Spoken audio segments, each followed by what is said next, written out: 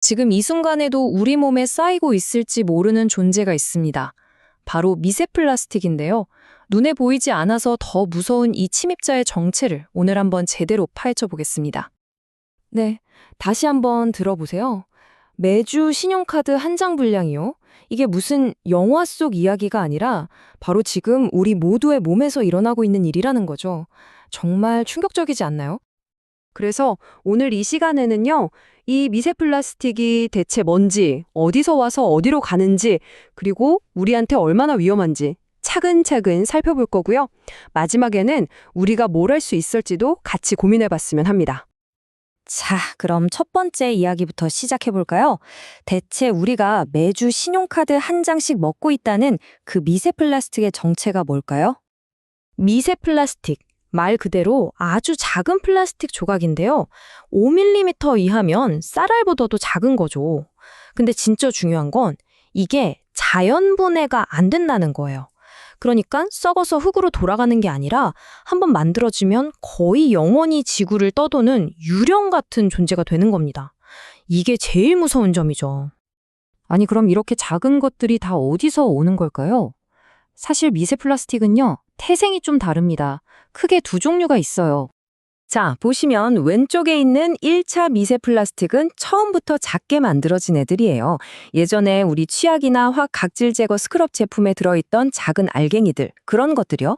또 옷에서 떨어져 나오는 미세한 섬유 같은 것들이죠. 반면에 오른쪽 2차 미세 플라스틱은요, 원래는 컸던 것들입니다. 우리가 쓰고 버린 비닐봉지, 페트병 같은 것들이 햇빛 받고 파도에 씻기면서 잘게, 아주 잘게 부서져서 만들어지는 거예요. 이 그래프를 보면 범인이 누군지 딱 보이죠? 여기 PP, PE라고 써 있는 거요.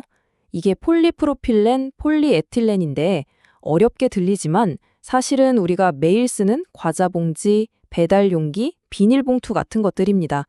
결국 우리가 편하자고 쓰고 쉽게 버리는 것들이 부메랑이 돼서 돌아오고 있다는 얘기죠. 자, 그럼 이 작은 플라스틱들이 우리 주변에서 시작해서 얼마나 멀리 또 얼마나 넓게 퍼져나가는지 그 엄청난 여정을 한번 따라가 보겠습니다. 와, 이 그림 좀 보세요. 정말 복잡하죠? 우리가 빨래 한번 돌릴 때마다 옷에서 나온 섬유들이 하수구로 흘러가고 자동차가 달릴 때마다 타이어가 닳아서 생긴 가루들이 빗물에 씻겨서 강으로, 바다로 흘러들어갑니다. 심지어 공기 중에도 또 다녀요. 그리고 이 모든 길의 끝이 어디를 향하고 있나요? 결국 우리 땅, 우리 바다, 그리고 바로 우리 몸속으로 들어오게 되는 겁니다. 더 놀라운 건 뭔지 아세요? 이 작은 입자들이 바람을 타고 무려 1000km 이상을 날아간다는 거예요.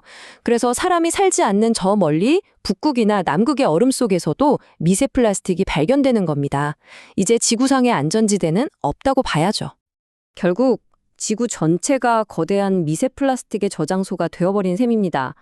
깊은 바닷속부터 우리가 먹는 채소를 키우는 흙, 숨쉬는 공기, 심지어는 수천 년 동안 꽁꽁 얼어있던 빙하 속까지 말 그대로 없는 곳이 없어요. 좋아요. 이렇게 세상 곳곳에 플라스틱이 깔려 있다는 건 알겠습니다. 그럼 이게 구체적으로 뭐가 문제일까요? 그 대가를 한번 알아보죠.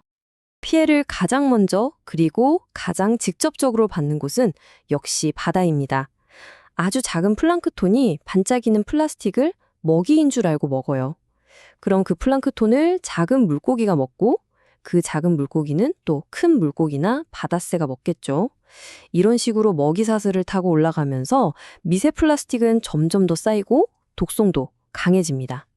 그럼 이 먹이사슬의 맨 꼭대기에는 누가 있을까요? 네, 바로 우리 인간입니다. 그리고 이제 정말 중요한 얘기인데요. 이건 더 이상 바다 생물들만의 이야기가 아닙니다. 미세 플라스틱은 이미 우리 몸 가장 깊숙한 곳까지 들어와 있어요. 우리 피 속에서, 폐 속에서, 심지어 뇌에서도 발견되고요. 엄마가 아기에게 주는 모유에서도 나왔습니다. 이게 정확히 어떤 병을 일으키는지는 아직 연구 중이지만 몸에 염증을 일으키고 세포를 손상시킬 수 있다는 경고가 계속 나오고 있어요. 게다가 이 플라스틱 조각들이 온갖 나쁜 화학물질들을 자석처럼 붙여서 우리 몸속으로 배달하는 독성 물질 택배 역할까지 한다는 겁니다. 정말 끔찍하죠. 자, 이제 마지막 장입니다. 이대로 가다간 우리 미래는 어떻게 될까요? 그리고 우리는 이걸 바꿀 수 있을까요? 이 그래프는 정말 암울한 경고를 보내고 있습니다. 지금처럼 우리가 계속 플라스틱을 쓰고 버린다면 2050년쯤에는 바다에 떠다니는 플라스틱 쓰레기의 양이 지금의 4배가 될 거라는 예측이에요. 이건 정말 상상하기도 힘든 숫자입니다. 그리고 아마 이게 가장 충격적인 문장일 겁니다. 2050년이 되면 무게를 기준으로 바다에 물고기보다 플라스틱이 더 많을 것이다. 이게 무슨 SF 영화 대사가 아니에요. 과학자들의 실제 예측입니다. 하지만 아직 희망이 없는 건 아닙니다. 전 세계가 힘을 합쳐서 플라스틱 생산 자체를 줄이자는 국제협약을 만들고 있고요. 버려지는 플라스틱을 다시 자원으로 쓰는 순환 경제를 만들려는 노력도 활발합니다. 또 이미 퍼져버린 미세 플라스틱을 분해하는 기술이나 아예 썩는 플라스틱 같은 새로운 소재를 개발하는 연구도 계속되고 있죠. 결국 중요한 건 우리 자신입니다. 우리는 인류 역사상 처음으로 이 보이지 않는 위협의 심각성을 깨달은 세대입니다. 그렇다면 이 문제에 책임감을 갖고 행동해야 하는 것도 바로 우리 세대가 아닐까요? 오늘 이 이야기를 듣고 어떤 생각이 드셨나요? 이 보이지 않는 침공을 막기 위해서 우리 각자가 또 우리 사회가 무엇을 할 수 있을지 여러분의 소중한 생각을 아래 댓글로 자유롭게 남겨주세요. 같이 이야기 나누고 싶습니다. 오늘 내용이 도움이 되셨다면 앞으로도 이런 유익한 내용으로 계속 찾아뵐 수 있도록 구독과 알림 설정으로 응원해 주시면 정말 큰 힘이 될 것 같습니다. 감사합니다.